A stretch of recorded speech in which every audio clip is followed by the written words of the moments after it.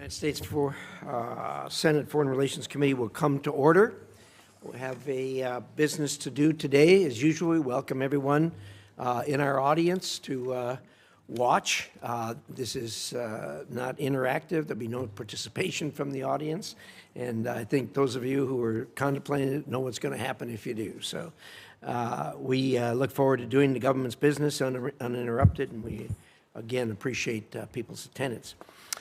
We have today 5 nominations to consider, and we have a good panel, an interesting panel, and we're going to proceed as I'm going to give an opening statement, a few opening remarks. I'm going to yield to Senator Shaheen to do likewise. Then we will hear from the nominees, and then we will proceed to a round of 5-minute questions from all of the members of the committee who wish to ask questions. Before we do that, we have a couple of introductions. Senator Lee, I believe you have something for the good of the order. Yes, I do. Thank you so much, Mr. Chairman. It's an honor and a great privilege for me to be here today to introduce my friend, Kari Lake, who has been nominated to be the next United States ambassador to Jamaica. Ms. Lake is a true champion of truth, of accountability, of the U.S. Constitution, and of the freedoms that we all enjoy as Americans. President Trump has a clear-eyed vision for the Western Hemisphere, ensuring that American prestige and security remain strong, and remain strong in particular in this hemisphere. The key to our prosperity doesn't always lie on the other side of the world. It often is found, is often best defended close to home, in our own hemisphere. And that certainly includes the Caribbean and Jamaica, the country where she's been asked to serve as the ambassador. So we need somebody now more than ever who knows how to advance our interests and articulate our values. And Kari Lake is that person. Exactly that person. If you tried to design a person better suited to be the U.S. ambassador to Jamaica, you could not do a better job than Kari Lake. As a leader for the U.S. Agency for Global Media, she's looked out for American interests all over the world to make sure that the U.S. government's international broadcasting efforts actually advance our interests. She's fought for that every day, and her work in uncovering security threats at an agency, as well as rampant waste, fraud, and abuse, demonstrate how unwavering her patriotism is and her commitment to good government. She's also spent nearly 30 years in the media industry as a television news journalist and anchor. And in that capacity, she's become a very effective communicator. She knows how to get a point across succinctly, clearly, and with the appropriate emphasis that the occasion happens to require. Throughout her entire career, she's received awards for her work. While she was at Fox 10 News in Arizona, she conducted several high-level one-on-one interviews with then-President Barack Obama in 2016 and with President Trump in 2020. She stepped down from her position at Fox back in 2021, where she was one of the longest-serving and top-rated news anchors and dedicated her life and her career to public service and to media accountability. In addition to her success as a journalist and an advocate for our country, she's also a wife to Jeff Halpern and to their children, Ruby and Leo, who are with us today. I have no doubt that upon her confirmation, Ms. Lake will hit the ground running, and she's going to build on our relationship with Jamaica and do so in a way that advances American interests meaningfully and consistently, unwaveringly. So, Kari, you have my unqualified, enthusiastic support. I know you're ready for this position. You were born for this position, and I look forward to working with you. To my colleagues, I strongly encourage you to support her nomination. Thank you, Mr. Chairman. Thank you, Senator Lee. Senator Hagerty. Thank you, Chairman Risch and Ranking Member Shaheen. I appreciate you holding today's hearing. It's my distinct honor to also introduce Kari Lake, President Trump's nominee to be U.S. Ambassador to Jamaica. I've had the privilege of serving our nation myself as U.S. Ambassador to Japan during President Trump's first term, and I know firsthand what it takes to succeed as an ambassador, and in particular, I know how essential it is for an ambassador to have the President's trust. Kari Lake has that trust. She's earned it through her courage, her dedication to the American people, her abilities as a great communicator, and her willingness to fight for the principles that make our country great. In fact, Kari's story is a remarkable example of the American dream. She grew up in Iowa as the youngest of 9 children, the daughter of a football coach and a history teacher, in a family where nothing was handed to her and where she was taught the importance to earn and value what you have. In a large household, Kari learned early how to speak up and hold her own, yet also to listen carefully and to nurture relationships with those closest to you. She earned her undergraduate degree at the University of Iowa and subsequently spent 3 decades as a top-rated news anchor and television journalist in Arizona. What's apparent, though, is that Kari has the heart of a public servant. She could have easily chosen to remain in the private sector, where she'd built a successful, lucrative, and Emmy Award-winning career in news media. But Kari felt a genuine calling to public service. And she's acted on that calling because she believed there were critical issues facing our country that demanded new leadership and a fresh voice. After running as a candidate for public office, she subsequently served as a political appointee in the Trump administration. At the U.S. Agency for Global Media, Kari has helped return the agency to its statutory mission. The agency was supposed to be providing news that is, quote, consistently reliable, authoritative, accurate, objective, and comprehensive. Before her arrival, however, the agency had drifted far from that charge, with the State Department Inspector General identifying major information security and grant oversight failures that increased the risk of waste, fraud, and abuse at the agency. Through much-needed reforms, Kari has helped restore accountability, and she's put the agency back on the side of the American taxpayer. As the President's nominee to be U.S. Ambassador to Jamaica, Kari also brings a genuine love for the island, its people, and its culture. She's deeply familiar with Jamaica, having visited the island over 40 times, and she understands the tremendous promise of the deeper strategic partnership between the United States and Jamaica. Of importance, Jamaica, as host government, will know that if she's confirmed as U.S. Ambassador, she will be a chief of mission who has a clear line of communication with the President. Kari will bring to this post a uniquely American story, a proven ability to communicate, a deep trust and connection to the President, and the strength required to represent our nation with utmost confidence. I believe she has what it takes to be an excellent ambassador, and I therefore urge this committee to move quickly in considering Kari Lake's nomination so she can begin her important work as our next ambassador to Jamaica. Thank you, Mr. Chairman. Thank you, Senator Hagerty. So first of all, let me say thank you to the panel for all of you willing to step forward and take on these positions. And just as importantly, thank you to your families. We all know the families play a huge role in these kind of jobs, and their support is absolutely necessary, and they will certainly assist with that. So let's get down to business, and I'm going to start, Mr. Vance, with you. The bureau you would manage is smaller than some of its intelligence counterparts. The Assistant Secretary of State for Intelligence and Research, or INR, and its staff punch well above their weight in competition with the other 17 intelligence agencies that America has. INR has a history of analytic independence and was famously the only intelligence agency to get it right on what was going to happen when Putin got into Ukraine. Every other agency gave us estimates of somewhere the war was going to last somewhere between 3 days and 3 weeks, and the agency you're taking over said, I'm not sure of that. They were the only one of the, at that time there were only 17, but they were the only one of the 17 agencies that got that right. Today, I hope to hear how you will continue this tradition and advance the administration's security priorities. Mr. Hanrahan, as you know, the U.S. and Europe share the world's largest economic relationship and account for 1/3 of global trade. Our security alliances and institutions, most of all NATO, which is the most successful political military alliance in the history of the world, have underpinned an unprecedented period of growth and prosperity on this planet.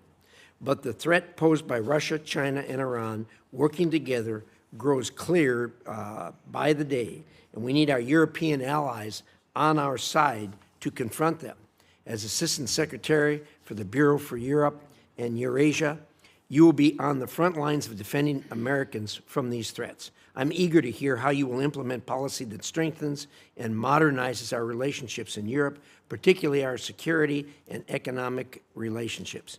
Those of us on this committee deal regularly with our European allies, and you will find some interesting conversations as you go forward with our allies. It's important we maintain a good relationship with them. Ms. Lake, the United States and Jamaica maintain a robust relationship based on shared democratic values and our economic and security interests. I was glad Jamaica decided to end its participation in Cuba's medical professionals' labor trafficking and join the administration's Shield of the Americas initiative. I hope that as ambassador, you would work with this positive inertia and advance U.S. interests in Jamaica and the Caribbean more broadly. Mr. Segura, the United States has an enduring interest in a prosperous, democratic, and stable Western Hemisphere, as clearly outlined in the national security and national defense strategies. I believe the most substantial threats to U.S. interest in our hemisphere are China and violent transnational criminal organizations. I deeply appreciate President Trump's actions to curb both threats in the Panama Canal, Mexico, and in Venezuela.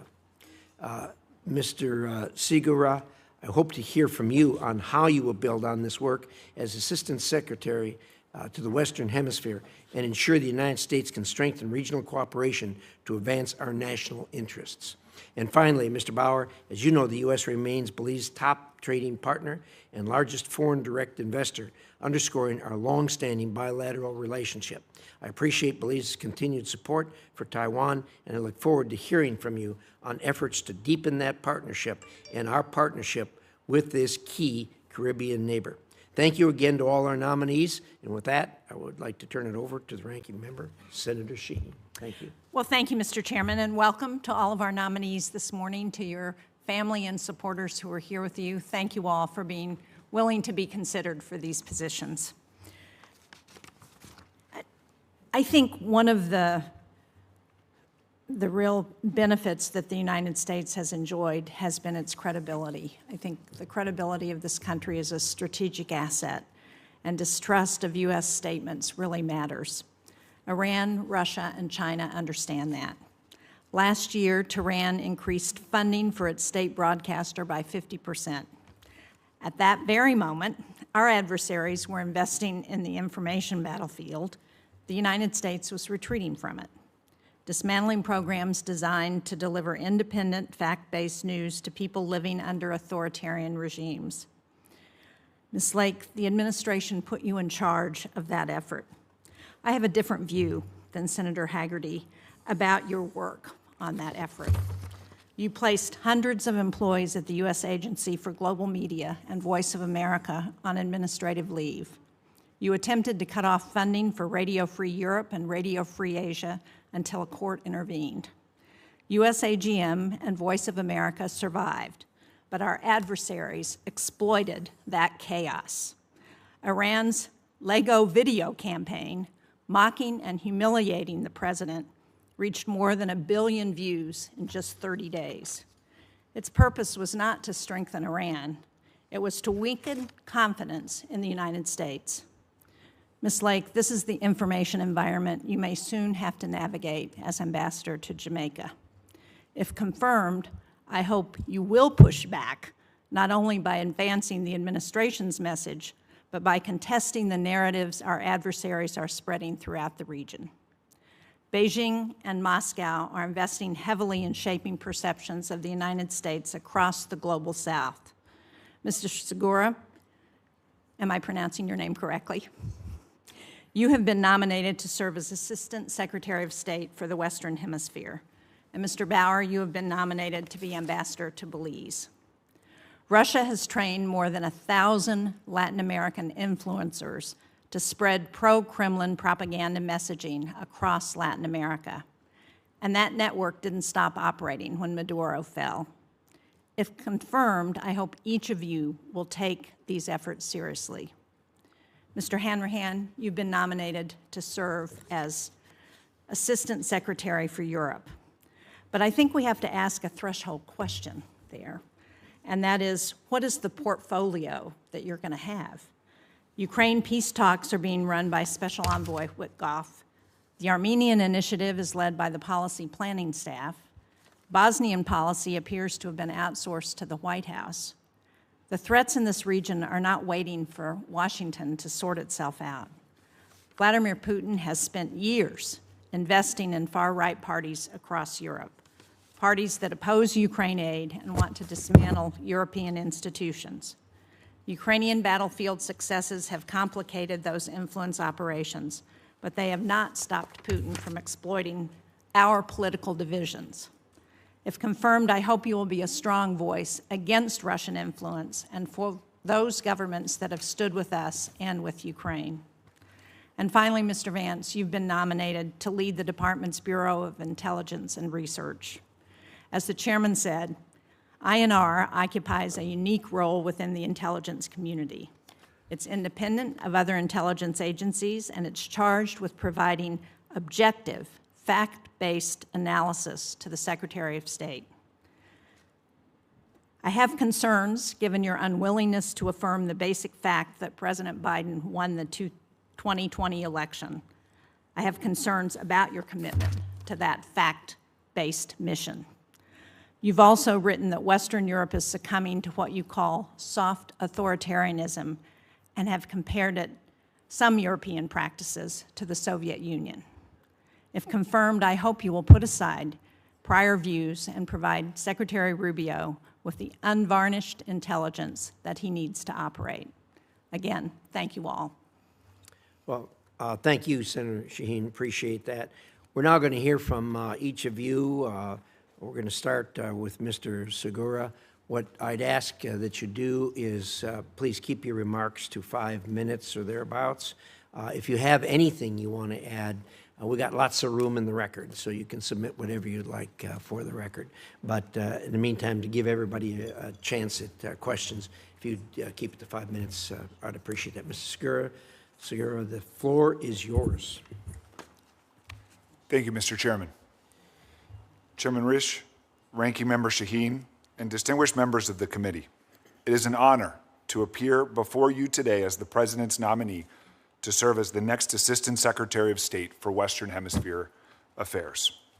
I'm grateful for the confidence President Trump and Secretary Rubio have placed in me at this watershed moment in our engagement with the hemisphere. I'd also like to thank my family, who in part are here today. They truly are the bedrock of my life.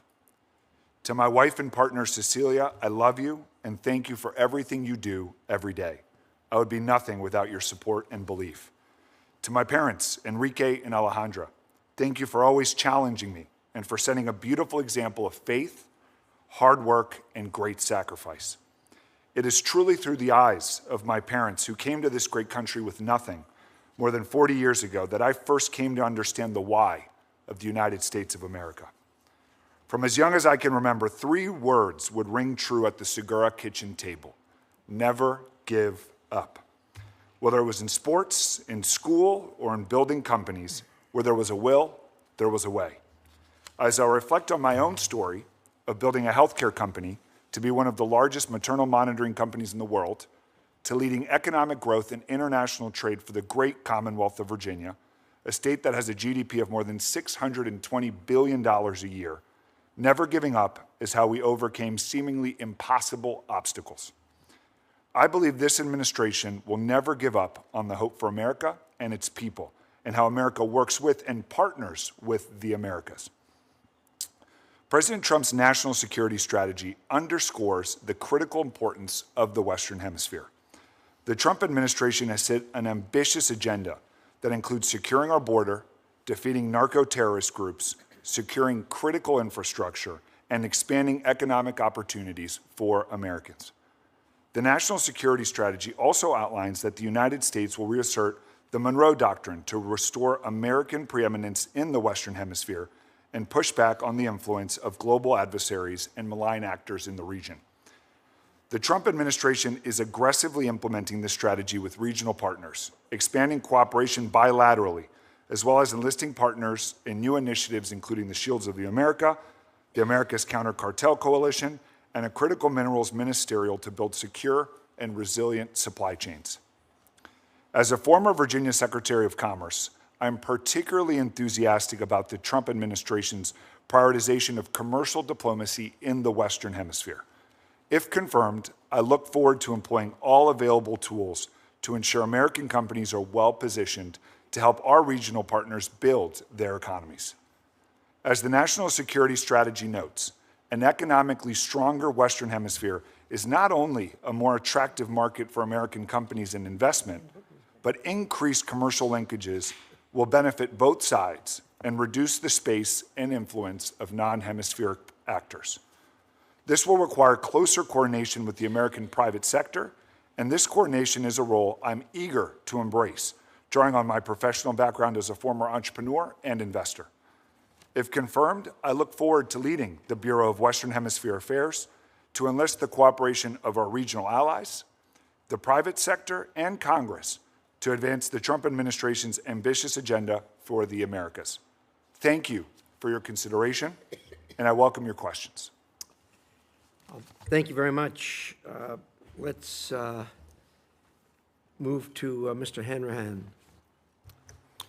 Chairman Risch, Ranking Member Shaheen, distinguished members of the committee, I am honored to join you as the nominee for the position of Assistant Secretary of State for Europe and Eurasian Affairs. I appreciate the trust that President Trump and Secretary Rubio have placed in me by nominating me for this role. If confirmed, I commit to working closely with you and members of your staff as I work to implement our foreign policy. I want to start by thanking the many teachers, mentors, and colleagues that have shaped the educational and professional experiences that I will bring to this role.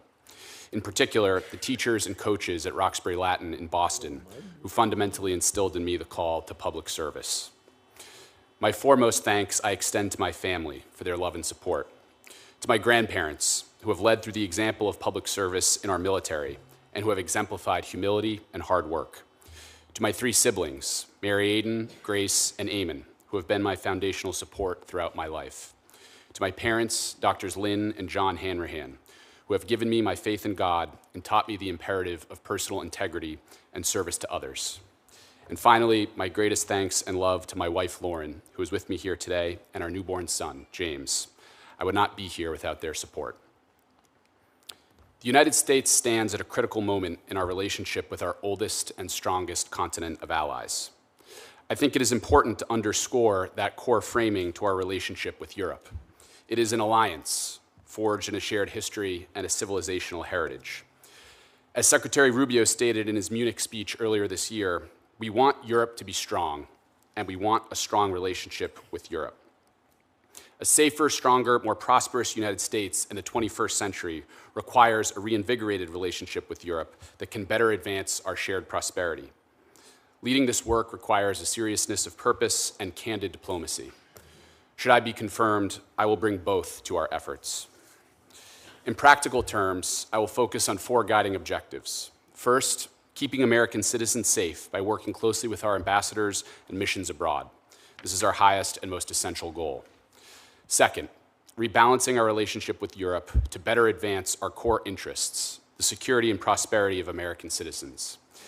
In the domain of security, this means advocating for transferring primary responsibility for conventional European defense to our allies, while simultaneously expanding the U.S. defense industrial base and co-production opportunities with NATO partners. We must press our allies to fulfill the defense investment commitments that they made at The Hague last year. Rebalancing also means enforcing a reciprocal trade and regulatory environment, especially with the European Union, one that permits a level playing field for American businesses and workers. Third, if confirmed, I will focus on promoting a peaceful, stable Europe that unlocks the economic potential of the region. I will support President Trump's efforts to secure a durable peace in the Russia-Ukraine war. I will work to solidify the significant gains from President Trump's historic peace deal between Armenia and Azerbaijan. And I will work to further de-escalate other regional tensions by empowering local actors to forge local solutions. One of the key tools to advancing this peace and stability is commercial. ensuring Europe and Eurasian countries partner with the United States for their technology and energy. The United States has already supplanted Russia as the LNG supplier of choice, and by pushing for large-scale energy infrastructure projects to support and transport U.S. gas across the continent, we can further secure Europe's energy sector and support the American worker. Fourth, and finally, if confirmed, I will work with European counterparts to guard against emerging and future threats to U.S. interests. This will entail enhancing law enforcement cooperation to combat terrorist networks, organized crime, and other bad actors that have exploited unfettered mass migration to the detriment of Europe and the United States. It will also require protecting supply chains by mitigating our collective dependence on adversaries and rivals. If confirmed, I will focus on countering China's abuse of the global trade system by advocating for commercial partnerships between trusted U.S. and European firms to reinforce a secure U.S.-Europe economic partnership. I thank the Chairman, Ranking Member, and Committee for your time and the opportunity to appear before you today. I look forward to your questions. Thank you. Appreciate that. Mr. Bauer, it's good to be with you again. The floor is yours. Mr. Chairman, Ranking Member, and distinguished members of the Senate Foreign Relations Committee, thank you for the honor and privilege to appear before you today as the President's nominee to serve as United States Ambassador to Belize. I'm honored by the confidence President Trump has placed in me through his nomination. I'd like to begin by thanking God for his many blessings and the opportunities that brought me here today. I'd like to thank my wife, Meredith, who's here with me. I'm grateful to have all four of my children here, Holland, Holden, Hudson, and little Andre, whose presence in my life has been a continual source of joy and perspective, as well as purpose. Additionally, I'm eternally grateful to my parents for the sacrifices they made and the values they instilled in me. Throughout my life, I've served in a variety of roles, as a substitute teacher, as an entrepreneur, and as a businessman. In South Carolina, I served in the House of Representatives, the South Carolina Senate, and 2 terms as Lieutenant Governor. In each of these roles, I worked collaboratively with colleagues on both sides of the aisle to address concerns of constituents, improve government services, and bring attention to issues that had too often been overlooked. The United States and Belize have a strong bilateral relationship. The United States is Belize's largest source of tourism, with more than 1 million Americans visiting annually. Additionally, more than 85,000 Belizeans live in the United States, further strengthening the close ties between our two nations. Tourism remains a vital driver of Belize's economy, supporting jobs and economic opportunity throughout the country. If confirmed, I look forward to working alongside Belizean leaders to strengthen economic ties between our nations, to support continued tourism and trade, and expand avenues of cooperation and investment. Having spent much of my career in the private sector, I understand the power of U.S. business and investment.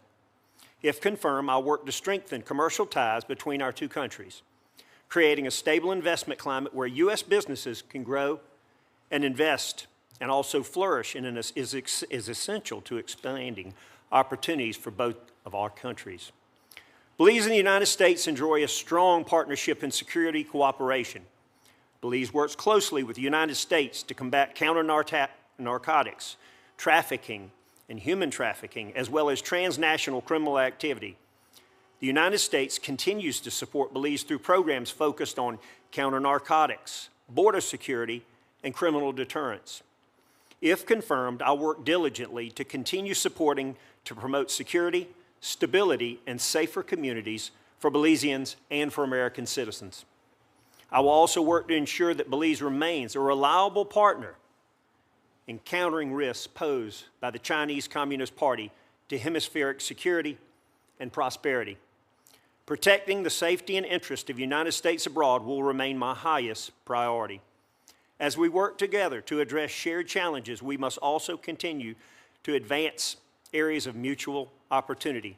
Belize presents growing opportunities for American investment in areas including tourism and economic development that can benefit both our nations. If confirmed, I'll serve with the same work ethic, determination, and commitment that have guided me through my life and my career. I'll work to advance the interests and values of the United States while strengthening our partnership with Belize and its people. Thank you for the opportunity to appear before you today. It would be my honor of a lifetime to serve as the United States Ambassador to Belize. I thank you, and I look forward to all of your questions. Thank you very much. Ms. Lake? Thank you, and I'd like to start really quickly with thanking Senators Lee and Hagerty for the wonderful introduction. I really appreciate that. Chairman Risch, Ranking Member Shaheen, and distinguished members of the committee, thank you for the opportunity to appear before you as President Trump's nominee to serve as Ambassador of the United States to Jamaica. I am deeply honored that the President has put his trust in me for this position, and I'm mindful of the responsibility this role carries. I thank the President for his continued friendship and support. I also want to thank my family, and it was mentioned I'm from a big family. I'd like to thank my siblings who are watching today, Vicki, Jill, Kim, Lori, Jack, Lisa, Susan, and Jennifer. Thank you for shaping me into the woman I am today, and my parents in heaven. I'm joined today by my husband of 28 years, Jeff, who has given me unconditional love and is my rock. Also here, my daughter Ruby and son Leo. Aside from a few moments in the teen years, they have brought me nothing but joy. My favorite claim to fame is telling people that I raised you. Also here today, my future daughter-in-law, Scotty, who's celebrating a birthday, and my son-in-law, Stetson, is watching back home in Arizona. I spent 3 decades as a top-rated television journalist and news anchor communicating complex issues on national and international issues with clarity and purpose. That experience, combined with my work leading the modernization and accountability efforts at the U.S. Agency for Global Media, has prepared me to represent American interests abroad with transparency, discipline, and results-driven leadership. Over the past 35 years, I've traveled to Jamaica too many times to count. Jeff and I honeymooned in Jamaica, and from the time our kids were very little, until now, we've spent family vacations, birthdays, anniversaries, and holidays in Jamaica. Yes, of course, Jamaica has beautiful beaches and mountains and waterfalls. That's a given. But it's the incredible Jamaican people whose warmth, friendliness, and deep pride in their country keeps us going back. When Jamaicans put their hearts into something, they succeed. From earning Olympic gold medals to creating entire musical genres like reggae, to creating businesses. Nothing can keep a Jamaican down. It's evident that God is a source of strength, guiding Jamaica through challenges and shaping the nation's character. There are more churches per square mile in Jamaica than anywhere in the world, and as a woman of faith, I really admire that. We have a shared belief that through God, all things are possible. Jamaica is one of our largest trading partners in the Caribbean, with bilateral trade in goods exceeding $3 billion in 2025. Americans account for more than 70% of the tourists visiting the island. And Jamaica is a key security partner and a founding member of the America's Counter Cartel Coalition, combating narcotics trafficking in the region. These deep economic, security, and personal ties are the foundation of a strong and enduring relationship. Under the Trump administration, we are renewing our focus on strengthening partnerships in the Western Hemisphere, recognizing that our neighbors are vital partners in creating mutual security and prosperity. If confirmed, I will focus on 4 priorities. First, keeping Americans safe, protecting the tens of thousands of U.S. citizens living in Jamaica, along with the roughly 2 million who visit each year, is a core responsibility. With hurricane season now underway, and after 2 devastating storms in the past 2 years, it's especially important that this role is filled soon and actively engaged to work with the Jamaican government to strengthen preparedness, improve coordination, and respond effectively to future disasters. The United States and the American people stood firmly with Jamaica during its recovery from the catastrophic Hurricane Melissa and acted with compassion and generosity. If confirmed, I will build on that commitment and ensure this critical work continues. Second, strengthening security cooperation. I will work closely with the Jamaican government to dismantle transnational criminal organizations, disrupt drug trafficking, and combat financial scams targeted at vulnerable Americans. And third, advancing American economic interest. I will advocate for U.S. businesses' work to address trade barriers, such as Jamaica's long-standing restrictions on U.S. pork exports, and promote American investment, especially as Jamaica continues to rebuild. I will work to ensure American companies can compete and succeed as we deepen our economic partnerships with Jamaica. And fourth, we must counter China's growing economic influence less than 500 miles from our shores. The Chinese Communist Party has made strategic investments across the Caribbean in ports, infrastructure, and critical sectors that carry long-term security implications. In a region this close to the United States, those efforts are not just economic, they are strategic. I will work to ensure that Jamaica continues to choose transparency, sovereignty, and partnership with the United States over dependence on actors whose interests do not align with our shared values. Jamaica's democratic traditions, strategic location, and resourceful and strong citizens make it an indispensable partner in the Caribbean. If confirmed, I will bring my work ethic, clear communication, and commitment to accountability to this role, and I will ensure that the United States Embassy proudly represents the American people with professionalism and purpose. I thank you for your consideration today, and I look forward to your questions. Thank you, Ms. Lake. We'll hear from Mr. Vance. Chairman Risch, Ranking Member Shaheen, and distinguished members of the committee. Thank you for the opportunity to appear before you today. I am honored to be considered for the position of Assistant Secretary of State for Intelligence and Research. I have too many people to thank to give everyone the credit they deserve for getting me to this point, but I do want to express my gratitude to the President for his confidence and to the Secretary of State for the trust he has placed in me. I would also like to thank my wife, Alessandra, for her patience and loving support over the course of my career.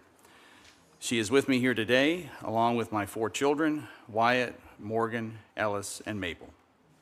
I also want to thank my parents for the example they have set for me in life. My mother, a retired Dickinson County, Virginia school teacher, taught me the value of education. My father, a former coal miner turned small business owner, taught me about hard work and dedication to family. I know they are watching today from home. Finally, I would like to thank the many colleagues from across the intelligence community, the State Department, and the White House who have offered encouragement throughout the nomination process. If confirmed, it would be a tremendous privilege to lead the Bureau of Intelligence and Research, an organization with a proud tradition of analytic rigor, independence, and service to U.S. foreign policy. INR plays a unique and indispensable role within the intelligence community. Its officers provide objective, policy-relevant, all-source intelligence analysis and support rooted in deep expertise and an understanding of diplomacy, ensuring that policymakers receive assessments that are candid, timely, and free from political influence. At a time of increasing global competition, persistent conflict, and rapidly evolving technological challenges, the demand for high-quality intelligence has never been greater. If confirmed, my foremost priority would be to safeguard the integrity and independence of INR's analysis, while ensuring it continues to meet the needs of the Secretary, the Department, and Congress. I also recognize the critical importance of partnership within the Department, in the intelligence community, and with our friends and allies overseas. INR's value is magnified when it understands the Department and its needs, collaborates effectively across agencies, and integrates diplomatic insight with intelligence collection and analysis. If confirmed, I would work to strengthen those relationships. Equally important is our responsibility to Congress. I am committed to transparency, timely engagement, and forthright communication. Robust oversight strengthens our intelligence institutions, and I would view my relationship with Congress as essential to the Bureau's success. Finally, I would be deeply mindful of our obligation to the dedicated public servants of INR. Their expertise, professionalism, and quiet dedication underpin the Bureau's reputation for excellence. If confirmed, I would prioritize supporting and developing this workforce, ensuring they have the tools, leadership, and trust necessary to carry out their mission. Thank you again for considering my nomination. I look forward to your questions and to the opportunity to serve our country. Well, thank you very much. We'll now proceed to a round of 5-minute questions by the members on the basis of first come, first serve. So with that, I was here first, I guess, so I will go first. Even if I wasn't, I'm still going to go first. I was just not. Sure. So, Ms. Lake, you spent time at the U.S. Agency for Global Media, and there's been a lot of discussion about the USAGM amongst members for some time. And I'd like you, if you could, to talk about your work while you were there, please. Chairman. Thank you so much for that question. I appreciate it. And thank you for asking me about the work that I've done at U.S. Agency for Global Media. I'm very proud of the work that we have done there. And I am currently still in the role as Deputy CEO at the agency. The agency runs Voice of America. The agency runs Office of Cuba Broadcasting. We have several grantees. And if you ask people who work at the agency right now, they will say we're doing the best news product that we've ever done. I'm really honored today to have in the crowd Alvaro Alba. He runs our Office of Cuba Broadcasting. He's been there 28 years, started as a reporter. And even though the media reports have tried to disparage the work we've done, Alvaro would tell you that every single thing they've asked for in the effort to get news into the island of Cuba that I have provided or given him or made access to so that they could be incredible journalists covering what's happening in Cuba so that the Cuban people can hear it. The same goes for Iran as well. We're putting in an exceptional product into Iran. Even during outages, when the internet was down, we were on the air 24/7. I have people that run the newsroom, the VOA newsroom, VOA Persian, who say we're doing the best coverage we've ever done. Unfortunately, the media hasn't been fair in their coverage of what we're doing. We have been modernizing the agency, and we have been making it more efficient and rooting out some of the waste. Every single media outlet across the globe has been modernized and had efficiency measures taken, except for, unfortunately, some of our government-run media. So I had the tall task that President Trump assigned me to, with an executive order, to bring the agency to where it should be statutorily, and we are proud to say that we are operating in a statutorial fashion right now with an incredible team of journalists who are proud of the work that they're doing. We're no longer pushing anti-American sentiment, no longer pushing pro-CCP, pro-regime sentiment. We are putting out America's story and how it aligns in our foreign policy and our national security strategy.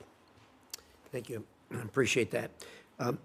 Mr. Hanrahan, you're going to find a challenge dealing with our European counterparts. The ranking member and I and other members of this committee frequently deal with our European allies, and I have to say that it's very, very mixed. You get some that are wringing their hands and talking about how bad the relationship has deteriorated, and others that have a recognition that it's time for them to step up and be much more of an equal partner than what they've been. And it's a rough patch with some people, but you're going to have to navigate that. I've said over and over again that Europe and NATO and our European allies are our natural partners, our natural allies, as we go through this century and confront what is going to be a real challenge from China. Even if you put our two populations together, we're still only about half of what China is. But we are much more like our European cousins than like China. And it's important that we stand together, because it's going to take that really to stand up to China as they become more and more sophisticated in their challenge to us. And they're the most likely, they're the most natural allies we have in that regard. Our values are the same. We're democracies, we're capitalists, we have a rule of law, a strong view and respect for human rights. China's 180 from that. So it's a lot easier for us to work with our European allies. Are we always going to agree? Of course not. That's never going to happen. But I'd like to hear your thoughts on the relationship and your management of that. Mr. Chairman, thank you very much for that question, and thank you also to all your team's time as I went through this process. I really appreciate it. I agree with your assessment completely. I think, as I noted, the intention and objective for our relationship with Europe is one in an alliance that can counter shared threats, and those come from both Russia and increasingly in the 21st century, those will come from China. I think one of the key focuses for President Trump's administration is to bring that message and to be direct to our European partners that they need to step up. And inevitably, in some of those conversations, that directness creates some bumps in the road. But I think how I, if confirmed, would take that message forward is calmly and candidly to them. And I do think we're starting to see some good progress in that domain. I think in particular in China, there's really two components that we can work on. One is increasing awareness of the threats. Some of our European partners there, others still have a ways to go to show them what the challenges can be. I think once we get past that, the second component is really bringing the experiences we have to think about how to calibrate expert controls, synthesizing those, how to think about putting in the right level of investment screening legislation that can create better security for the vendors they're selecting in their economies. Thank you. That sounds like you have a good handle on the landscape there, and I wish you well as you go forward. If you can bring those things to fruition, it will be in the best interest of the United States of America. With that, Senator Shaheen. Thank you, Mr. Chairman. Ms. Lake, I want to begin with you because, as you heard in my opening statement, I have real concerns about how you operated at USAGM. You destroyed the Farsi language broadcasting ahead of President Trump's war in Iran. You cut the Spanish language services ahead of the administration's action in Venezuela. You put over 2,000 employees on leave, paying them not to do anything for months. And when my staff asked how much that costs taxpayers, you had no idea. Well, we know that keeping those personnel out of office and on administrative leave has cost American taxpayers $139.7 million. An independent audit found that your interpretation of the so-called statutory minimum standard on staffing caused the agency to violate the law. And when my staff asked questions about these actions and invited you to meet with them, you refused to meet, and you subsequently directed your team to stop all communications with my staff on this committee. So help me understand how we're going to be able to trust you to respond to Congress concerns if you're confirmed as ambassador to Jamaica, if what you've done to date is to stonewall questions that I have on behalf of this committee. Thank you, Ranking Member Shaheen, for the question. I appreciate your concern for the agency. It's an important agency, and as I said to the chairman, I'm really proud of the work that we are doing there. We have made ourselves available to your team. I was really happy to be able to meet with your team. I see some of them behind you right now, from your Western Hemisphere expert to Naz and Amy and Mike and Mark. They were incredibly kind and had a lot of questions about USAGM. It's a difficult task to bring an agency to statutory minimum, and I leaned heavily on career civil servants who were at the agency to help figure out what that meant. And we're actually operating at a higher level than what they suggested. I think that we needed more people to do the job, and we're working really hard to make sure we continue to be efficient. If we have not been forthcoming with our time with your committee, I will apologize for that. I know that many members of our team have met with your staff, and I can think of 3 or 4 times that we've met with them already. And if that wasn't enough, then we can work to continue our open dialogue. I know that we have reached out recently and said, where can we find some common ground here on what you need so that we're providing it in a timely fashion, and we haven't heard back. I did say that I would make myself available to meet with you, and then never got a response from your team if that was open in your schedule. If you didn't hear back from us, I'm sorry that happened. I hope you will commit to provide this committee any information that's requested if you're confirmed. Yes, I will commit to working through the State Department and their legislative affairs folks to make sure that we have an open line of communication and that whatever is needed, we can provide you. Thank you. Mr. Hanrahan, as I said in my opening statement, I am concerned about some of the decisions that are being made in other places throughout the administration. One of those areas in particular is our policy toward Bosnia-Herzegovina. The changes have been done without consultation with this committee. In our efforts to raise concerns about decisions that have been made, we have had really unacceptable responses to substantive requests. And so I'd like to submit for the record the response that I received from the department in response to my March letter, which called on the administration to impose the sanctions that are required by the FY26 NDAA on those responsible for undermining peace and stability in the Western Balkans. And let me be clear, I believe it's unacceptable under any administration to not abide by the law. So if confirmed, when the chairman comes back, we'll ask him to submit that response for the record. But if confirmed, you commit to work within the administration to follow the law. Thank you, Ranking Member Shaheen, for that question. Thank you also to your staff's time through this process. They've been very generous with it. Specifically on the component of the 2026 NDAA related to the Western Balkan sanctions, yes, we will commit to following the law as outlined. And if confirmed, I will work with our Office of the Legal Advisor inside of the State Department to work through that, and we'll be in communication with this committee as it relates to those requirements. Well, thank you. I'm sure you're aware that despite the modest economy of the Republic of Srpska, under the continued direction of Milorad Dodik, it is spending millions of dollars in lobbyists and consultants to undermine the Dayton Peace Accords. One lobbying firm, which is registered under the Foreign Agents Registration Act, stated very blatantly that its objective was to secure the support of the United States and obtain independence from Bosnia and Herzegovina for the Republic of Srpska, they were saying.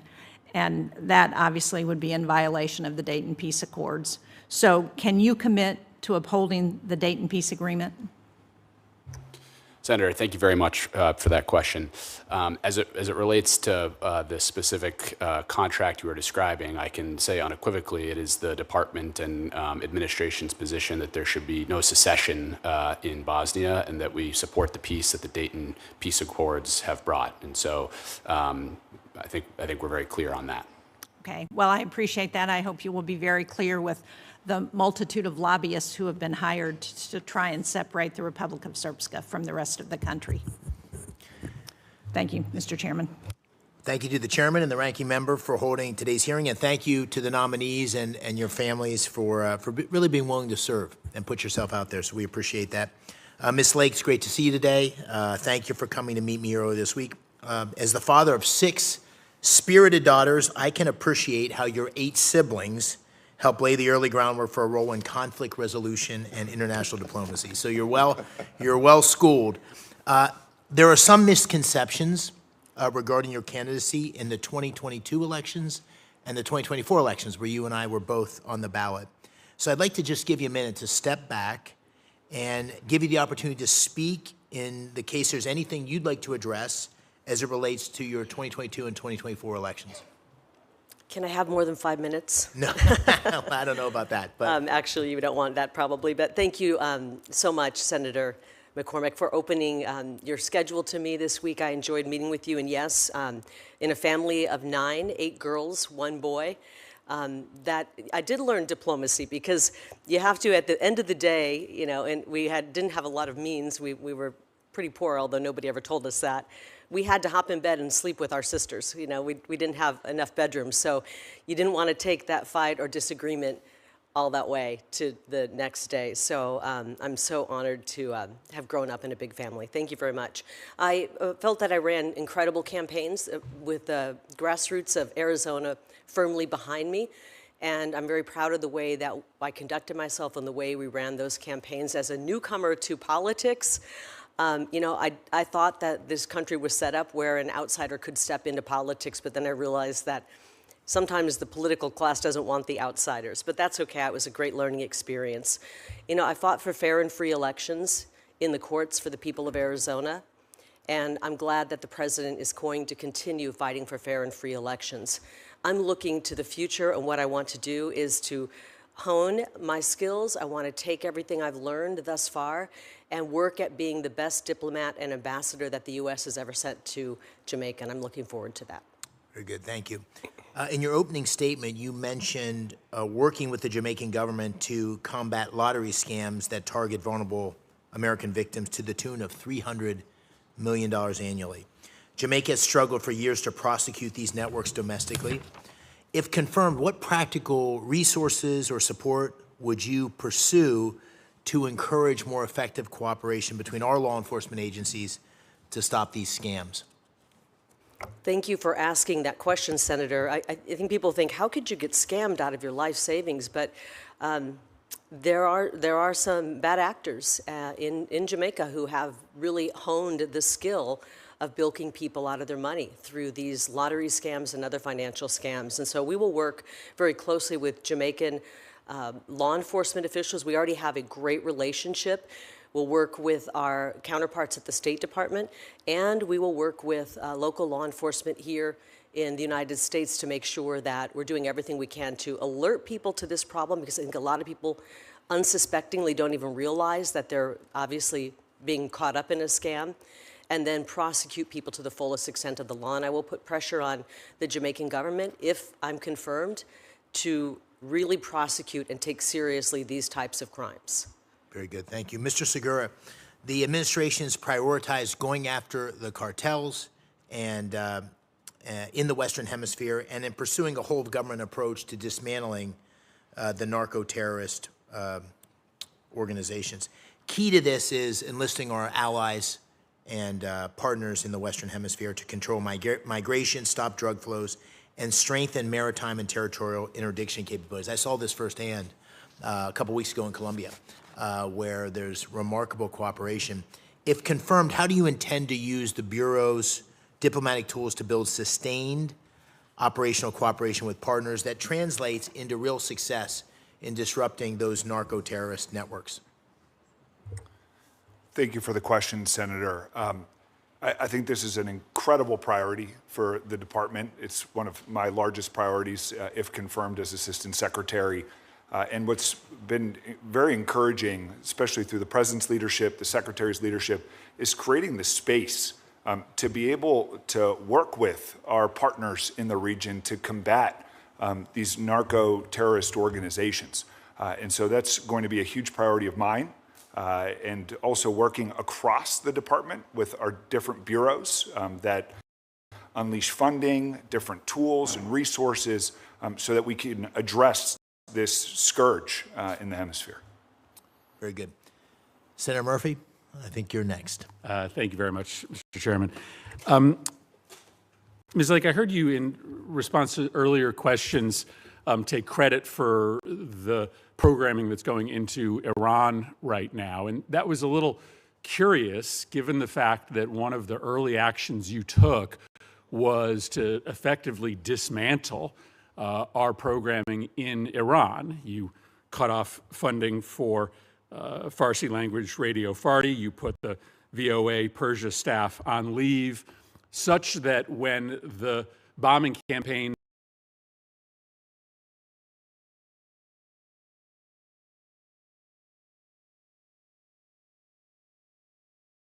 to be able to send any message into Iran. In fact, you were able to broadcast 75 minutes of content in a 72-hour period at the very moment when it would probably be very important for the United States to be able to broadcast a message there.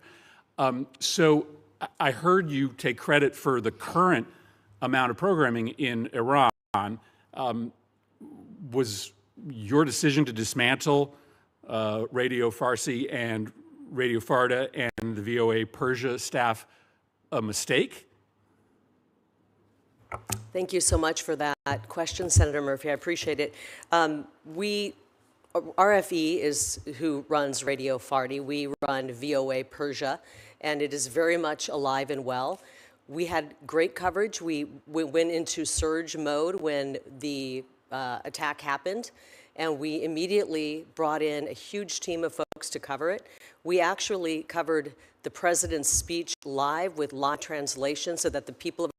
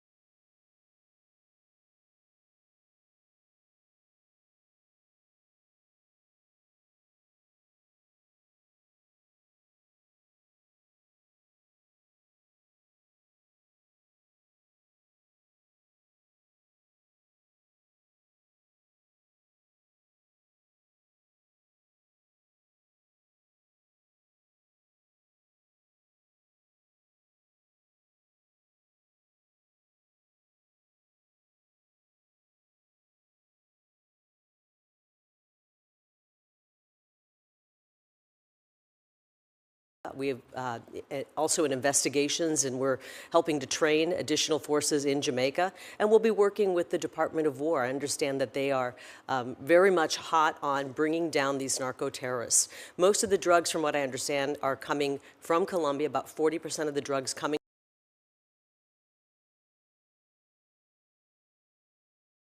of them are making their way into the United States. One death from fentanyl or overdose from drugs, in my opinion, is one death too many. And I'm glad we have a president who's taking this issue seriously. Fentanyl is a weapon of mass destruction. And I think that the people of Jamaica deserve the safety that their government is now working to help provide. They've brought down the murder rates by 43%, from what I understand, in the country. They're making huge progress in making Jamaica a safer country, and I think the people of Jamaica deserve that, and the people of America deserve that as well. When I was serving as U.S. Ambassador to Japan, we found out that China was using Japan as a transshipment point as well. I think every one of our ambassadors needs to be extremely diligent, looking for the type of challenge you're going to be addressing, and if my offices can be of any help in that regard, I'm open the door to you to utilize that. Thank you. Thank you, Mr. Chairman. Thank you. Senator Kane. Thank you, Mr. Chair. Ms. Lake, in response to a question from Senator McCormick, you said that you were proud of the way you ran your campaigns in 2022 and 2024. I want to ask you a question. On September 27, 2024, you gave a TV interview about your opponent, then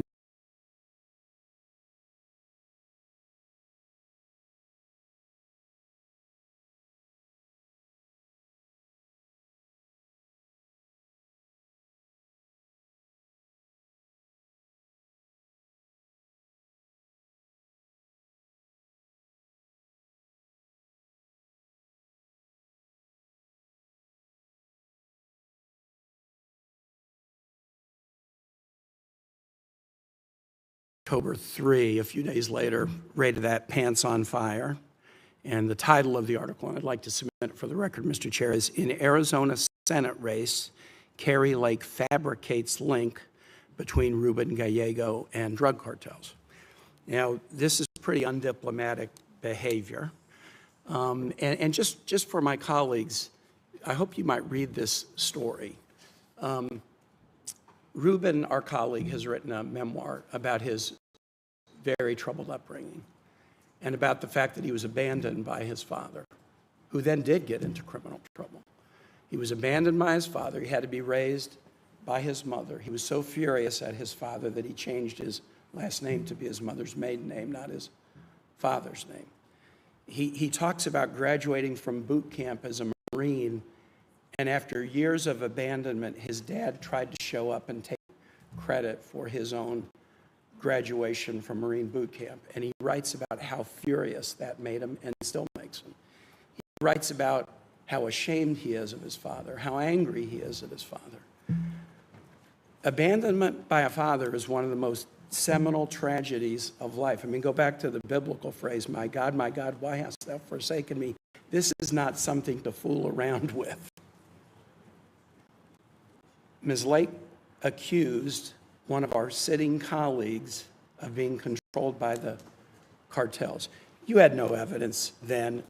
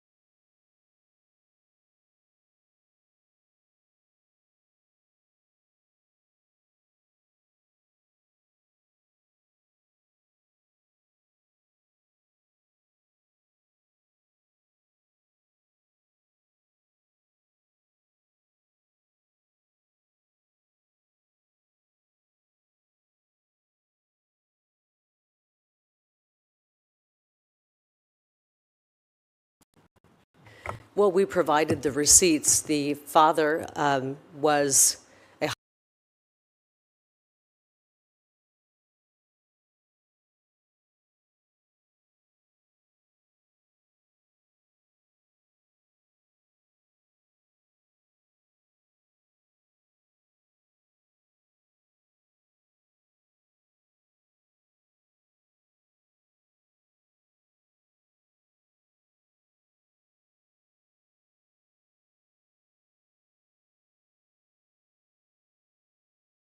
Senator Kane. I do appreciate it. I don't know, and I'm not here to do Okay, so reputational control or reputational how about an repair. apology to our colleague? If you made that claim he was controlled by cartels, and now you're saying you don't know what the facts are, then you're acknowledging that your charge was wrong. How about apologizing to our colleague? I don't believe my charge was wrong. Okay, Ruben Gallego's father is a high-level That's not the question I asked you. He was a felon. That's not the question. You asserted he was controlled by cartels. You had no evidence then. You have no evidence now. You're unwilling to admit it. And here's something that's even worse, Mr. Chair. That was during the heat of a campaign. Sometimes we say things during campaigns that we go too far.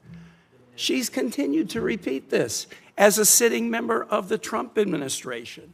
A couple months ago, Ruben Gallego put out a tweet against the invasion of Venezuela. He didn't mention Ms. Lake. He just said he was against it.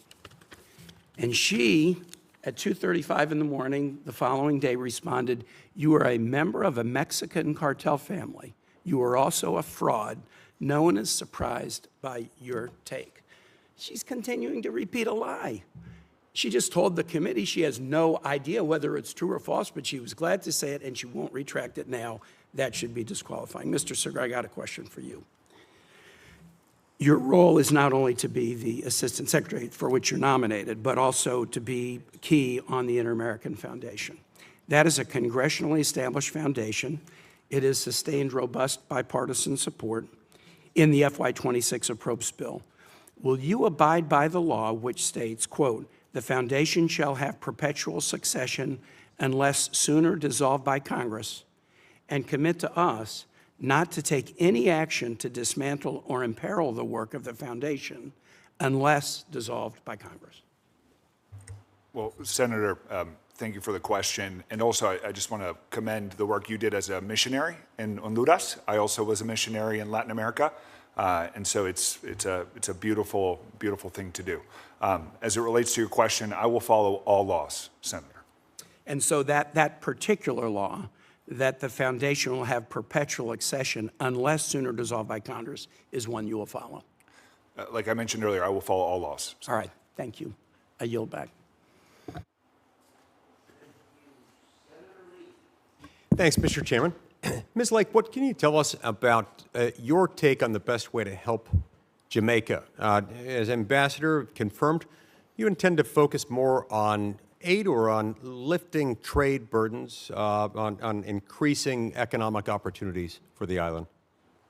Thank you, Senator Lee, for that question. I think it's if confirmed, we're going to look at everything. We're going to hit the ground running and look at ways to expand American business opportunities and try to level the playing field, because right now, as we know, when we're competing with for a contract or a tender with the CCP or CCP-controlled company, oftentimes they'll underbid the United States. We want to make sure that we're working with Jamaica to make sure that there's a level playing field so that American businesses have a real shot to do great work. We know that we provide better quality work. We hire Jamaicans, and we want to make sure that we're assisting and also allowing for American companies to expand. I think there's big companies that could help right now. There's a huge need as they're rebuilding after this Category 5, which devastated especially the southern and western part of the island. And if we don't take an active approach to getting American companies in to bid and get some of these big purchases and big jobs, we're going to see the vacuum filled by more Chinese influence in that country. And that's concerning to me. I think it's concerning to both sides of the aisle when it comes to what China has done and their influence so close to home. We've seen that all over this hemisphere, in many parts of Central and South America. China gaining footholds, putting a base in Argentina, for example, a lot of increased ties with Brazil, with the current government in Colombia, just to name a few. I would imagine that adding Jamaica to the list, securing significant foothold in Jamaica would be a huge feather in the cap for the CCP folk who really want a massive inroad at the doorstep of continental United States of America. What do you think that is the best antidote to that, and how can you work with the Jamaican government to discourage that from happening? Yes, right now the Chinese have a massive stake in one of the key ports in Kingston. I think they have a 49% control over it, and that puts us at risk. And so we need to rebalance things and work with the Jamaican government on that.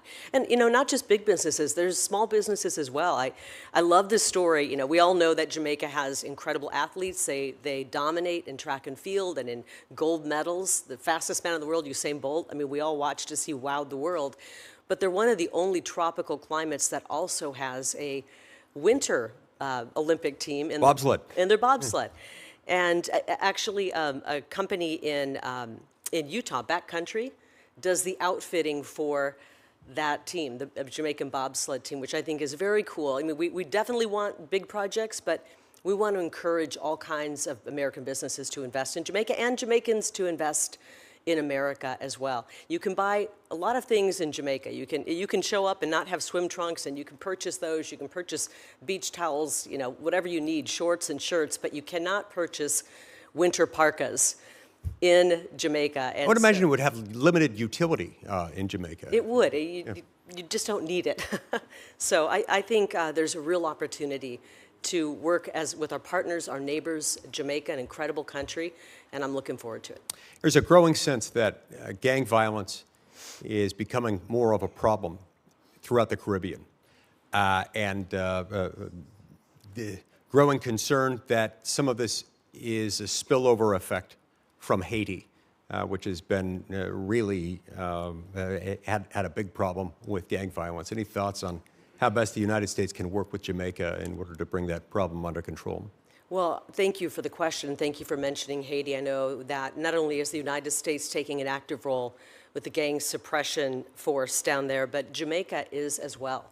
Jamaica has some very talented individuals that are on the ground. I think the second in command, from what I understand, in this gang suppression activity that's happening and the work to stabilize Haiti is a Jamaican. So it's in Jamaica's interest, it's in the United States' interest, it's really in the Caribbean interest to make sure that we can solve some of the serious problems in Haiti, and we'll be focusing on that if confirmed.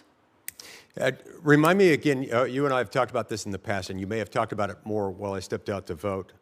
You've had this ongoing relationship with Jamaica. I haven't met many ambassadorial nominees who have been to that country nearly as many times as you have. Tell me how that came about. Remind me why you feel so strongly about this country. Well, growing up in Iowa, I never had a chance to do vacation in a big family. If we did vacation, it was camping somewhere with a short drive, or going to visit grandparents. As one of 7 children, I know that real well. Yes, the car trips were an experience, especially with 9 car-sick kids. So the first time I got to see the ocean, I saved money and flew to Jamaica. It was the first ocean I ever saw. I got spoiled.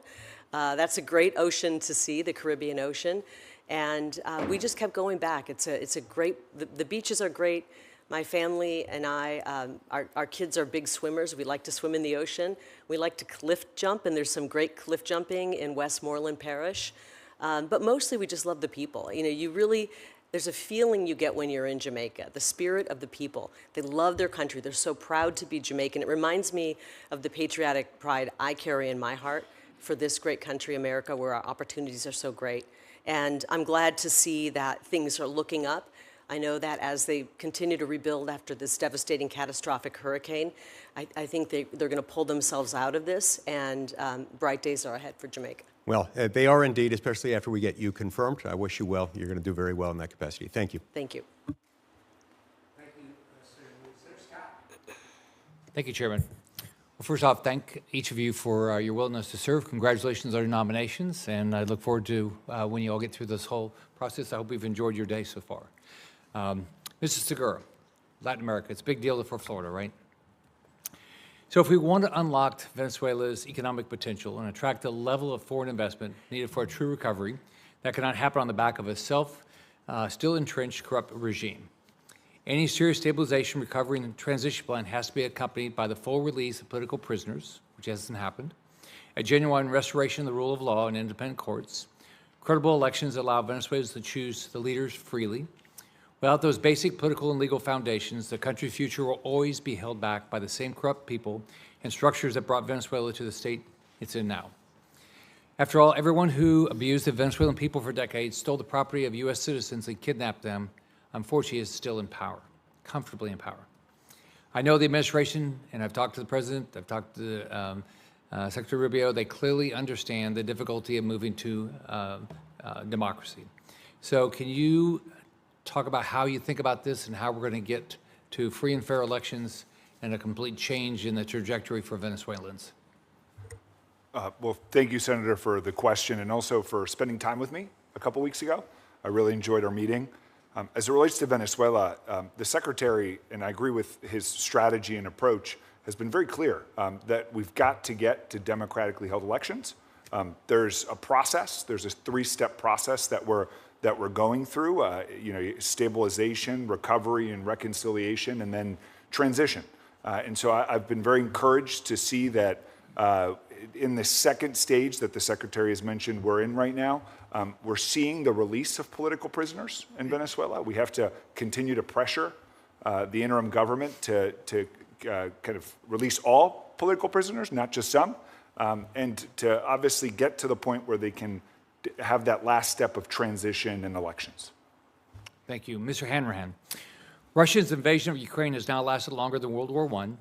I think this is one of the greatest political or foreign policy blunders of recent memory. Hundreds of thousands of Russian soldiers have been killed for minimal territorial gains, while Russia's state spending is on an unsustainable path. This year's Victory Day parade in Moscow, scaled back and overshadowed by record Ukrainian drone attacks and strikes inside Russia, underscores just how Ukraine is now bringing the war to Russian territory through its drone technology and expanding domestic manufacturing capacity. I think this year it's anticipated they're going to build 5 million drones. As Assistant Secretary for European and Eurasian Affairs, how will you ensure that the United States is absorbing the key lessons of this conflict about drone and defense innovation, sanctions, economic pressure, and long-term deterrence? Senator, thank you very much for that question. And I would just state at the outset that certainly ending the war in Ukraine through a negotiated settlement remains one of the key focuses for President Trump and Europe. And if confirmed, I will engage in that vigorously.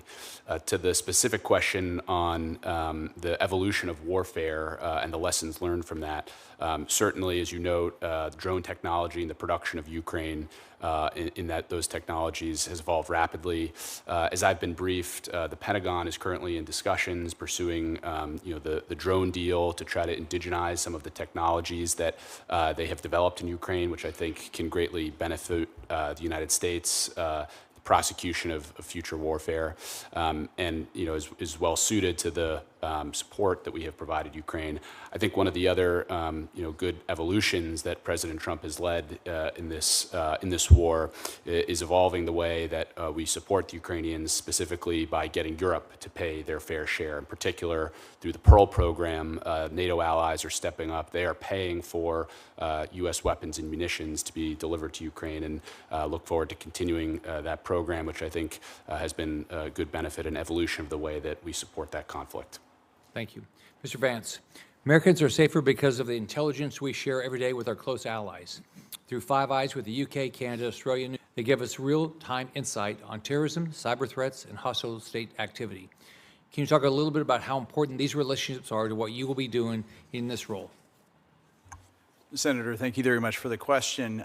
In the course of my intelligence community career, of course, I started in 2002 with the National Security Agency, where we worked extremely closely with our second-party and third-party partners Throughout my career, I've seen the value, the way that our allies can be force magnifiers for us. Sometimes just the geography, a state being in a position to facilitate collection against target countries can be extremely powerful, but also the unique regional insights. For example, our Australian partners provide us with tremendous insights into Southeast Asia. Should I be confirmed to the role of INR Assistant Secretary, I would bring that appreciation for how those partnerships can magnify our capabilities both in the collection space as well as in the analysis space. Thanks. Thank each of you for your willingness to serve. Thank you, Chairman. Thank you. It's great to be with all of you today. And Ms. Lake, as you know, I've enjoyed getting to know you better. If I'm honest, I knew you from your persona, and you and I had really never met. And I've spent a lot of time trying to get to know the real Kari Lake. And I'm grateful for the visit you made to my office and for the chance that we've had to talk about a number of issues. So I'm somewhat satisfied on a lot of those questions and would like to turn my attention today to Jamaica and particularly China. We've heard today about drugs, about gangs, but also equally concerning to me is China and their relationship in Jamaica. The Chinese ambassador in Jamaica said in May that President Xi Jinping emphasized that Jamaica is a strategic partner of China. What's your assessment of China's strategic objectives in Jamaica, and really what are their true motives there? Thank you, Senator Curtis, and yes, thank you for the time that you afforded me in your office. I enjoyed getting to know you as well. I had never met you before, and I sometimes have friends who live there as well. So thank you so much. I think I'm learning a lot more about it. I don't know as much as you, and I appreciate your service on the Western Hemisphere Committee as the chairman, and we talked a little bit about it, but there's massive concerns, not just from their strategy of taking a huge section of the ports, but also when you look at the 5G and the telecom, with Huawei expanding, it's very concerning what could happen. You know, there's always strings attached with China, and the question is, do you want all of the information going through Huawei, where you all of a sudden would have that information being trickled back to the CCP and China? There are massive concerns, and as this need right now to rebuild has created a lot of opportunity for companies to come in, I'd rather see, and I know you would and everybody here, American companies coming in to assist, not the continued increase of Chinese companies. So speaking of that, as you know, a Chinese firm won a major contract for the Kingston port expansion in 2025. What questions should the U.S. be asking about data access, port resilience, logistics, and dual-use risks? When it comes to ports or when it comes to telecom? Well, in this case, specifically the port. The port. You know, from what I've been briefed on, some of the concerns are when they're controlling and seeing everything that's coming in, it puts at a great risk for our security. When they have access and control over everything coming into the country, there are huge risks, and I think the Department of War is probably looking closely at that. I'm looking forward to getting more briefings on this. As you know, everything I've been briefed on is what's publicly available, and as I learn more, I'd be happy to meet with you, or if you want to share concerns, I'd be happy to listen in. You have a unique background in communications. How can you use that background to work with Jamaica and help them see exactly what comes with the Chinese relationship versus the U.S. relationship? You know, a lot of, if you're not putting out your story, somebody else is. And the Americans have done such great work with our partners in Jamaica. They're our neighbors. We have a great relationship. We're culturally more similar than China is with Jamaica. And we need to tell the people what we're doing. We were on the ground in massive numbers after the hurricane. The U.S. military put out 133 flights in the hours after the hurricane struck. And we brought in almost 500, I think 480 some humanitarian and relief workers. We brought in search and rescue crews, heavy equipment to move debris off of roads. There were entire communities that were cut off. And sadly, many deaths, 45 deaths, and many, many others were hurt. 250,000 people were displaced and needed housing. America was there. We need to tell that story. We will continue to be there. But we cannot continue to watch as China makes huge moves right here in our front yard. If you're confirmed, I would love to see you use all that expertise and talent to get that story out and help the United States get the credit and make sure that the blinders are off on China. I'm out of time, and I yield my time. Thank you. Thank you so much. Thank you, Senator Curtis. Senator Cruz. Thank you, Mr. Chairman. Congratulations to each of the nominees. Thank you for your service. Mr. Segura, I want to talk about a foreign policy issue that is critical to my home state of Texas. In 1944, the United States and Mexico signed a treaty governing shared water resources. Under that agreement, Mexico is required to deliver 1.75 million acre-feet of water every 5 years, which works out to about 350,000 acre-feet each year. For years, for the entirety of the Biden administration, Mexico has failed to meet those obligations. That has exacerbated the water crisis in Texas, and it's put farmers and ranchers and communities in South Texas at very serious risk. I have repeatedly pressed Mexico to deliver the water it owes under the treaty and have authored legislation to hold Mexico accountable for failing to do so. Fortunately, the inaction from the State Department that we saw under Biden changed dramatically with President Trump's being elected. And I've worked hand in hand with President Trump to ensure that South Texas gets the water that Mexico owes it. As a result of the President's leadership, Texas has received more water already than it did under the previous administration. However, Mexico still owes us over 600,000 acre-feet of water from prior commitments. Its most recent delivery of 202,000 acre-feet came weeks after the March 31st deadline. I want your commitment here today that if confirmed, you're prepared to take whatever steps are necessary against Mexico to ensure that Mexico stays current on its deliveries and pays back the water that they owe to Texas. Thank you for the question, Senator, and also for making your staff available to me last week. I really enjoyed meeting with them. And I have to say the best decision that I ever made in my life was to marry someone from your great state. So, amen. I just wanted to say that. But you know, in terms of... And that's some damn fine-ass kissery, too.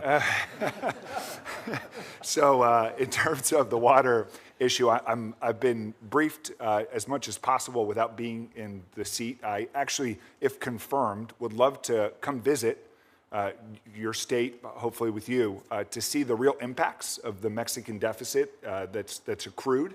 As you mentioned, in the last year, we've gotten more water to Texan farmers than the last 4 years under the previous administration. So I know the State Department is making good progress, but we've got to hold Mexico accountable, and I'm committed to doing that. Well, and you can see the very real consequences. With the drought in South Texas, we have farmers who are taking, in many instances, half of their land out of production because they don't have the water. They're laying off workers.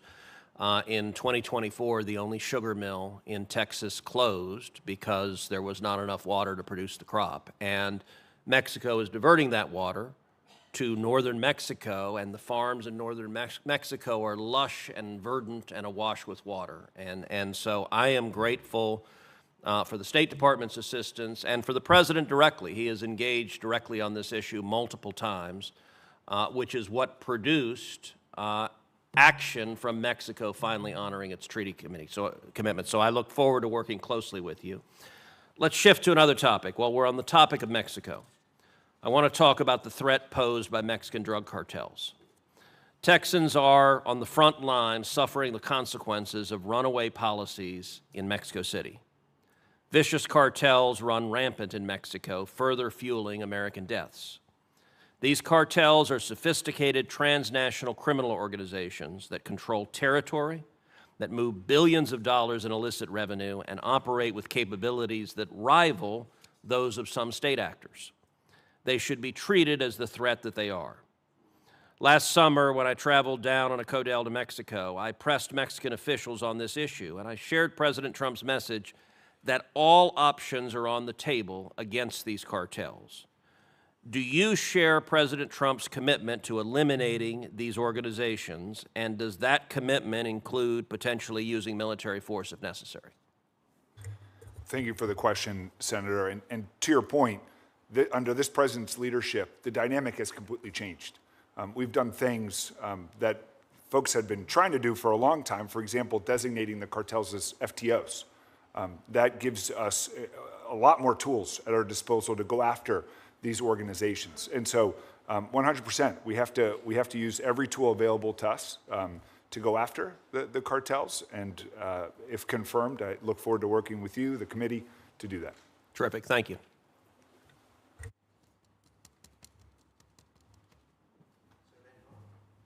Thank you, Mr. Chairman. Mr. Segura, if confirmed, would you agree that part of the goal of someone in your position would be to encourage other countries in the Western Hemisphere to respect human rights and political rights? Well, thank you for the question, Senator, and yes to your question. So I do want to raise the situation in El Salvador because over 4 years ago, President Bukele initiated a 30-day state of exception. This was a state of emergency where they suspended certain constitutional rights, like the right of free assembly, like the rights of due process, like the right to access to legal counsel, for a good purpose, which was to crack down on gang violence. But here's the thing. He said it was going to be 30 days. It's now over 4 years. And by many credible reports, the prisons are filled with people who are not gang members, but people who were swept up in this state of exception. And they've used this state of exception to silence dissent, detaining political opponents, anti-corruption advocates, human rights defenders. There was a very credible report in March of this year by a Salvadorian human rights organization that said that more than 500 people had died in state custody under this so-called state of exception. And so my question to you is pretty straightforward. Will you work with us, if confirmed, to address some of these human rights abuses in El Salvador? Well, thank you, Senator, for the question. And we obviously have a bilateral relationship with the Salvadorians, a very productive one, in countering cartels, narco-traffickers, the security situation. And so I can commit to working with the committee on a whole host of issues with El Salvador, including certain allegations or other information, and I can commit to that. I didn't really hear a clear answer to whether or not you would work with this committee to ensure better compliance of the government of El Salvador with respect to human rights. You mentioned the bilateral relationship, and of course that bilateral relationship includes the fact that the government of El Salvador colluded with this administration to take and hold people in violation of their constitutional rights. In fact, the government of El Salvador has been very open that we paid them money and they took these individuals without looking any deeper into the allegations against them. So yes, we have a bilateral relationship. We have bilateral relationships with lots of countries. But my question to you is more specific, which is, will you work with us to encourage the government of El Salvador to respect human rights and political rights? Senator, like I mentioned, this is a big priority of mine, and so I will work with the committee. Got it. So there are some U.S. citizens that have been swept up, apparently, and our goal is just to make sure that they have a fair hearing and a fair opportunity with respect to due process. Would you agree that the State Department has no higher priority than protecting the safety and security of U.S. citizens abroad? Of course, that's a very important priority, Senator. So can you work with us to ensure that these U.S. citizens who are detained receive the due process that we would expect the government to provide them? So I'm not in the Bureau right now, so I don't have details, facts, circumstances, and I believe that there's current litigation in a lot of these cases, and the department doesn't comment on those. So I can follow up with the committee once in the seat, and I look forward to doing that. All right. Let me raise one last case. This is not a U.S. citizen, but it's the case of Ruth Lopez. She's an anti-corruption lawyer. I've met with her before. I recently met with her husband because she's been detained without, by the government on sort of, we don't even know exactly what the charges are, but they're clearly political charges. She's clearly a political prisoner. Would you work with us to seek to secure the release of political prisoners in El Salvador? So, Senator, I can commit to working with the committee. I haven't been briefed on, it was Ms. Lopez, was it? Yes, Ruth Lopez. Yeah, so I haven't been committed on or briefed on this issue, the facts, the circumstances, but this is a big role of mine, if confirmed, is to come in front of this committee and work with the committee. So I can definitely do that. All right, thank you. Thank you, Mr. Chairman. Thank you, Senator. Senator Shaheen. Thank you, Mr. Chairman. I do have a final question that I would like to ask you, Mr. Segura, because one of the things that I am concerned about, and actually I should back up because I was quite pleased to hear almost all of you talk about your concerns with respect to China and the inroads that China is making, particularly in Latin America. And one of the things that the minority members of this committee produced a year ago and have in the last month put out a second version of is an analysis of what is happening with China post the elimination of USAID and many of the programs that we've had that have been helpful in operating in Latin America. And what the report is called is The Price of Retreat, America Cedes Global Leadership to China. And it points out that in our hemisphere, countries are rapidly looking to diversify their trade relationships with the United States. They're deepening their engagement with China. Right now, we have 16 of 26 ambassadorial posts in the Western Hemisphere that are still vacant. Now, hopefully, if members of this panel get confirmed, that will reduce that number by a couple. But it still indicates that we have challenges there. So given that much of what we have used in the past to many of the incentives, many of the options that we've used to work with countries are no longer available, how do you see closing that gap with China and addressing the challenges that we have throughout the Western Hemisphere? Well, thank you for that question, Senator. To your point, the Chinese have infiltrated the Western Hemisphere. They have either controlling interests or large minority interests in a lot of critical infrastructure. They practice predatory lending to the point where it challenges at times possibly sovereignty of a lot of our partners in the hemisphere. And so this is definitely one of the top areas that, if confirmed, I plan to work on. A lot of the challenges that at least from conversations that I've had and things that I've read, a lot of the challenges that seem to happen is American companies, there was a time where American companies weren't showing up. And so a big part of the restructure under the Secretary's leadership that I commend is the fact that we are leading with commercial diplomacy. Our posts in these different countries are identifying tenders. They're working with their counterparts in these countries, and they're identifying opportunities where America can bid on projects, can be a partner on projects. And so that's definitely going to be a huge part of what I hope to focus on if confirmed.